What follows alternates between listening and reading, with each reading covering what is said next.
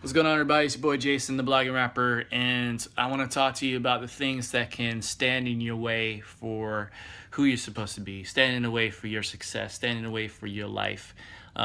This is kind of a more serious conversation, so I just wanted to talk to you for a few minutes. So, here we go. All right. First of all, I want you to know that I am someone that things don't come easy to me. You know, I work very hard for everything that I've earned. I recognize that there's some people out there. I know people personally that they are, I don't know, good stuff just seems to happen to them, you know? They seem to have favor just doing very little. They just have the right face, the right personality. They just know the right people, you know? And I've never had any of that. I was blessed with my family. My family, you know, I've never had any wants, you know. I was always provided for. Anything I ever wanted, I got, you know. I never went hungry when I was, you know, raised by my parents. That changed when it was all on me, though. When I got married and I moved, you know, with my wife, um, that changed. And it's very disappointing because, you know, at times I feel like I'm living in my father's shadow.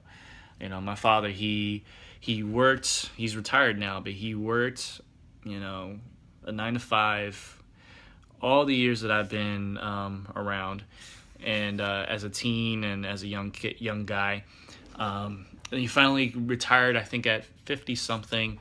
And you know, he got really way up in his company, so, you know, good. I mean, the company he worked for, so that was really cool for him. It's just that, you know, he spent all his days outside the house, away from the wife and kids, in an office, and then spend the evenings with us. But when he come home, he'd be too tired. So, you know, like typical, everyone does this apparently, that you know, the only family time that we really get is on weekends, if that. Sometimes he and my mom, because my mom worked too, sometimes they both were just too tired, and then Saturdays is just a day of rest. And then Sundays we go to church, so, you know, you go to church, come home, and then you're tired again, and then Monday starts the process all over. And I was at school, so, you know, it was difficult.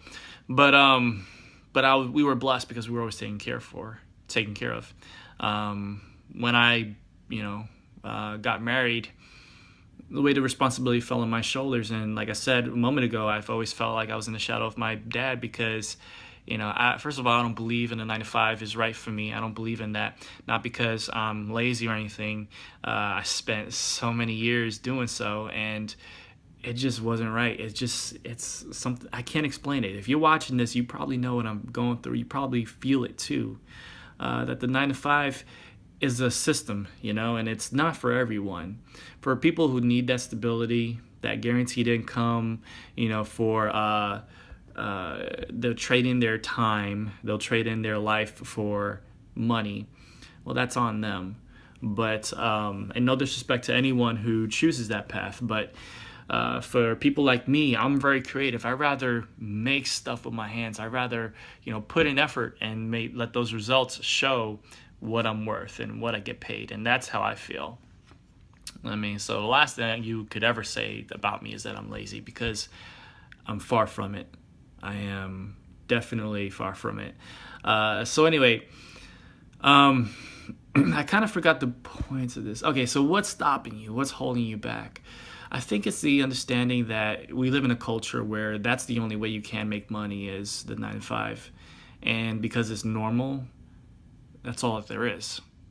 You know, I see a lot of people, they look at anything else and they consider it false, a scam, or, you know, something other than that, because, you know, it's not normal. And so they don't expand their knowledge. They don't expand their mind and the horizons of their mentality to see that there's other ways to do something, and better ways even.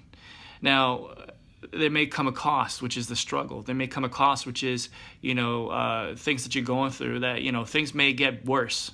When I left my job last year, our finances got pretty bad. It took a pretty big dip. And it's been kind of bouncing up and down since then. But, you know, that doesn't mean that we made the wrong choice. A risk has benefits, but it also comes with challenges. And so many times people are afraid of the risk. They're afraid of change. They're afraid of losing that stability. But they're also afraid of staying in that stability because they don't want to be stagnant. They don't want to be complacent. They don't want to, just have the same issues over and over. But they're too scared to move. They're too scared to take a chance. And that's the problem. That's the reason why so many people fail, because they're so hooked on that. And for those who try and give up, it's because they're half-heartedly trying. They got their foot, into the opportunity, but they got the other foot still placed in their old ways. And so they never make it out. I took a plunge. I jumped. I said, screw it all. I'm done. And just leaped. And was it premature? But were there consequences? Of course. So are we making it? Yeah. We're doing what we do. We're doing everything we can. But the one thing you could say about us is that we are not limited by what people tell us and by what society tells us and by what other people consider to be normal. We make our own lives. We make our own paths. And it's the ones that take those challenges, the one that makes those daring decisions, that they reap a harvest that's bountiful. And so I'm looking forward for this year. The link down here below. I'm looking forward to yielding a harvest for this one. My question to you is, are you ready to do the same thing? If you are, if you agree with me, if you feel what I'm saying, then take the step, take the plunge, take the risk, be up for the challenge, and join me. I will be your guide. I will be your coach. I will be your mentor. I'll take your hand and I'll walk you through this.